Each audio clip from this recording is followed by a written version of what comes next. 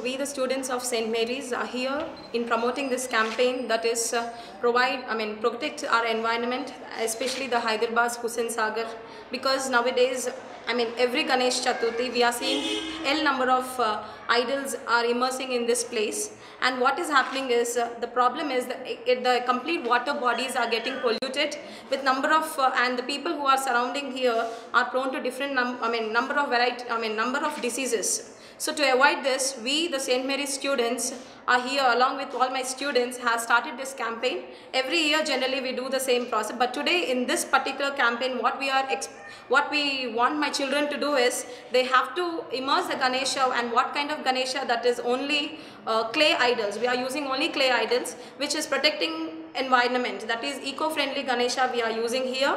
And you must have seen how all my children have taken part in this kind of campaign which is associated with HMDA, and so we, the part of St. Mary's, here in helping out this HMDA to promote this campaign, that is protect the Hyderabad and protect the lake Hussain Sagar, which is the biggest man-made lake. So the main difference between the chemical idols and the clay idols, the one thing is the disadvantage of using plaster of Paris.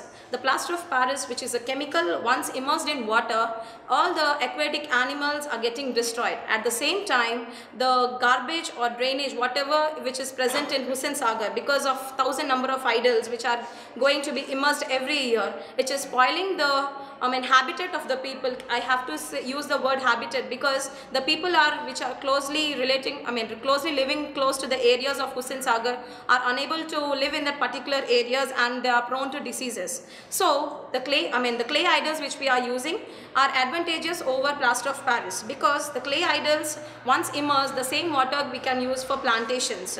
So in this way we can use the same water for different kinds of purposes, and thereby we can prevent different diseases and preventing the environment of Hyderabad.